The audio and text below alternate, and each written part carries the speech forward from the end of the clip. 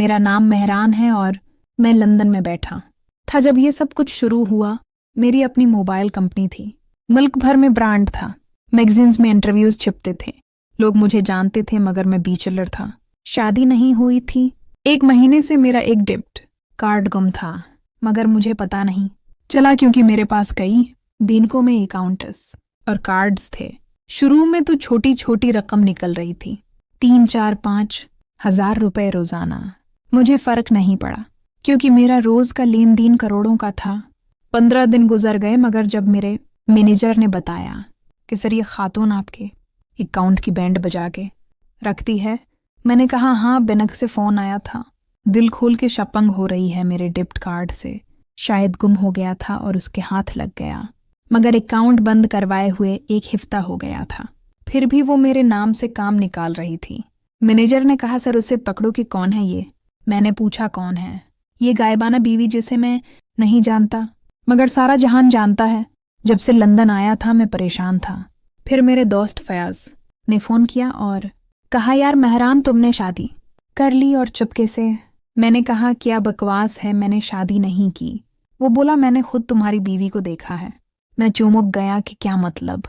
वो बोला एक रेस्टोरेंट में मीटिंग के दौरान एक लड़की ने कहा ये मेरे शोहर का डेबिट कार्ड है, तुम जानते हो वो कौन है? मोबाइल कंपनी के मालिक मेहरान राव। और जब वेटर ने कहा कार्ड नहीं चल रहा तो उसने कहा ठीक है, मेरे शोहर के अकाउंट में लिख लो, वहां तो उनका कमरा भी बुक रहता है। फयाज ने कहा तुम्हारा वाकई कमरा रहता है उस होटल में? मैं हैरान था कि वो मेरे बारे में इतनी मालूमात रखती है। फयाज ने कहा वो बहुत खुलेआम कहती है कि तुम्हारी बीवी है। मैंने कहा ये कोई धोखा दे रही है। कार्ड गुम हुआ था, शायद उसने उठा लिया, मगर अब अकाउंट बंद है। फिर बात आगे बढ़ी तो मेरे वालिद ने गुस्से में बुलाया और कहा बेटे किस लड़की से खफिया निकाह किया है?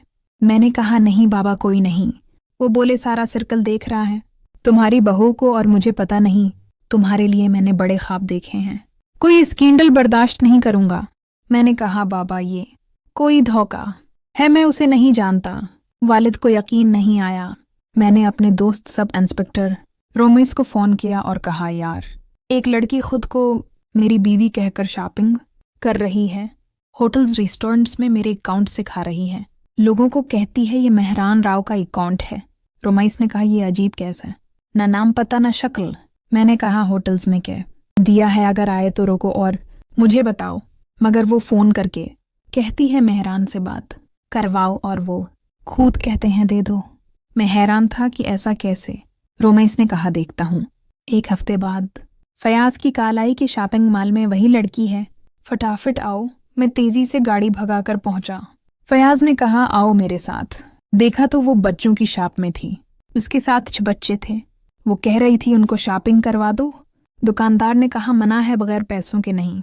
वो बोली अभी शोहर से बात करती हूँ। फ़ोन किया और कहा मेहरान सुन रहे हो ये क्या कह रहा है? आपने कहा था मैं बात कर लूंगा। फिर फ़ोन दुकानदार को दे दिया। दुकानदार ने कहा पैसे दें या कार्ड दें। बच्चों के कपड़े मेले थे, गरीब लग रहे थे। मैं बाहर खड़ा देखता रहा। उसने कहा ठीक है, एक एक सूट ले लो। बच्चों ने खुश होकर सूट लिए। दुकानदार ने पूछा ये आपके तो नहीं? वो बोली नहीं, यतीम है। मेहरान तो ऐसी जगह दिल खोल के खर्च करता है।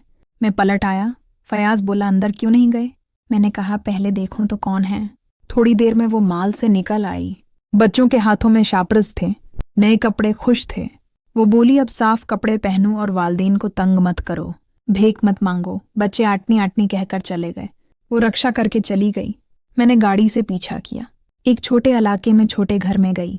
एड्रेस नोट कर लिया। घर आकर सोचा ये कौन है जो मेरे नाम से शॉपिंग करती है, मगर गरीब बच्चों की मदद भी करती है।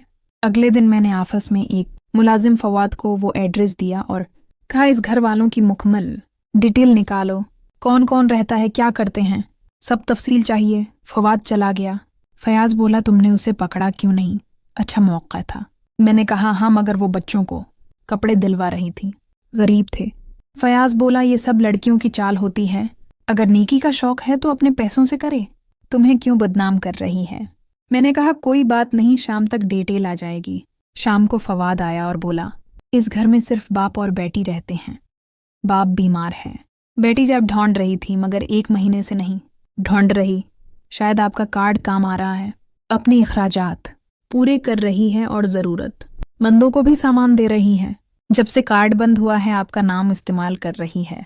मैंने कहा ठीक है फवाद, एक काम और कर, उसके घर की बिजली काट दो और 10 मिनट बाद जाकर कहना वेबडा से आए हैं, बिजली का इशू है, अंदर वायरिंग चेक करनी है और एक छोटा कैमरा उसके कमरे में फिक्स कर दो। बहुत राजदारी से, कोई शक ना हो। फवाद बोला हो जाएगा। अगले दिन फवाद आया और बोला काम हो गया, किसी को खबर नहीं हुई। एक मोबाइल दिया और बोला उसमें कैमरा का कंकशन है, आप देख सकते हैं। मैंने मोबाइल रख लिया।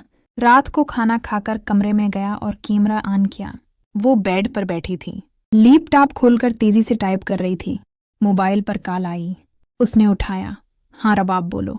कुछ नहीं होता, कोई शक नहीं। अभी भी मेहरान राव के बारे में जानने की कोशिश कर रही हूँ। 1 महीना और फायदा उठा सकती हूँ जब तक जॉब नहीं मिल जाती। तुम जानती हो मुझे जॉब की सख्त ज़रूरत है। नहीं, शक नहीं होगा। मैं इतने एतमाद से झूठ बोल लेती हूँ। फिर हंसी और बोली, वो तो बाल नोच रहा होगा कि ये कौन सी बेवी है जो उसका दिवालिया निकालने पर तली है। जब तक उसे शक होगा तब तक मेरी नौकरी लग चुकी होगी।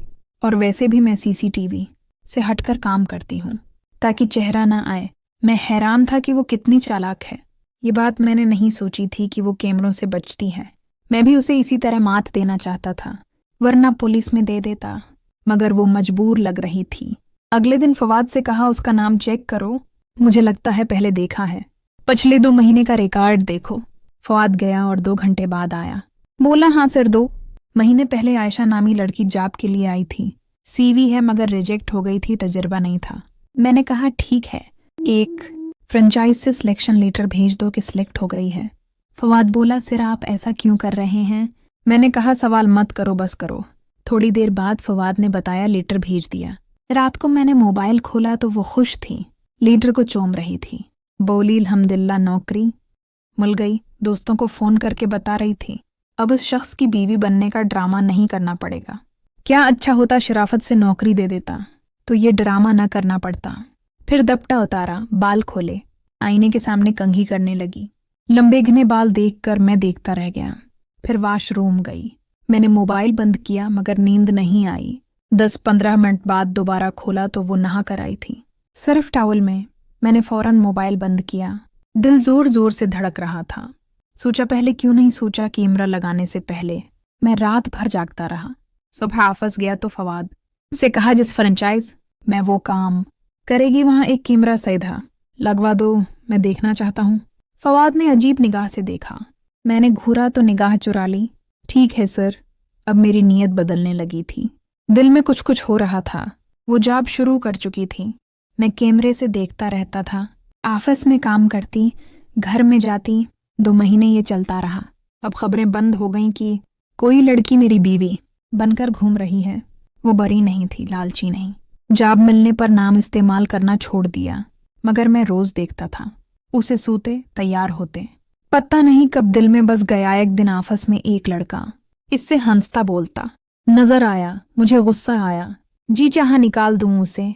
मुझे लगने लगा कि इस पर मेरा हक है। वो बगैर दपटे के कमरे में होती। मेरी निगाहें कहीं कहीं चली जाते। मैं भी शरीफ नहीं था।